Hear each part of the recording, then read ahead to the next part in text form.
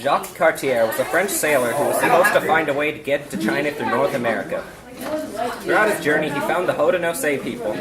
Cartier failed in finding a way through North America and in befriending the First Nation people. This is his story. In 1524, Francis I joined in the search for a new route to Asia. At the time, Europeans thought that New Spain and Newfoundland were just one huge archipelago. King Francis sent Giovanni Verrazano to find a new route through the archipelago. Verraz sailed the coast of North America between Florida and Newfoundland. Verraz discovered that North America was one continent. Around 10 years later, King Francis got fascinated with North America again, because of French fishers telling him that a vast body of water lay beyond Newfoundland. This made Francis believe that this could be a passage to North America he was looking for. He hired a French sailor named Jacques Cartier, who was one of the Verraz soldiers in 1534. Cartier sailed past Newfoundland into the Gulf of St. Lawrence. He saw many fishers, all were Haudenosaunee. He claimed all the land for France, despite the present Haudenosaunee that were there. He kidnapped two young Haudenosaunee men, Taigogani and Domagaya, the sons of the chief Donnacona.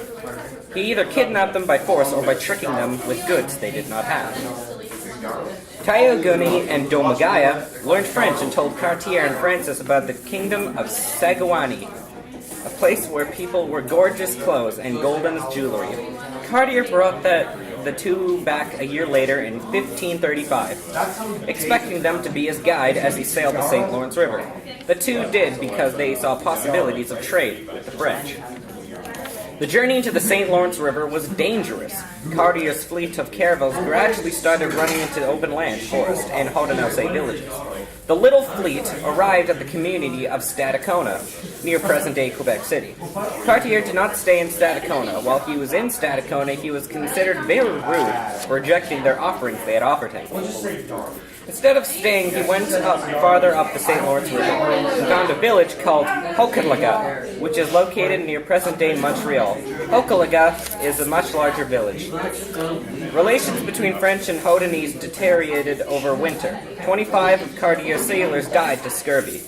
Domagaya showed Cartier how to make a tea that cures scurvy. Despite all the good acts of the Haudenosaunee people showed the French, Cartier kidnapped the two boys and 8 others, concluding the Donnacona, never to see their homeland again. On the final voyage down the St. Lawrence River, the king believed that Cartier explored would lead to wealth and territory. The king approved a third expedition for Cartier in 1541. A man named Jean-François de Recou de Reverbel was also authorized to establish a French colony in what he would be called Canada. In spring 1542, Cartier loaded his ship with barrels of gold and diamonds and went to meet Reverbel, who was arriving at the Gulf of the St. Lawrence River. Against orders, he left Reverbel to set for France. Reverbel and his men spent the winter alone, and 50 of them died. The Haudenosaunee were very suspicious at the time and refused to trade with the French, and even threatened war. So the French departed Cartier's cargo proved to be worthless quartz and crystals, and iron pirate, also known as fool's gold. He was ruined. The French attempt at colonization in North America had failed.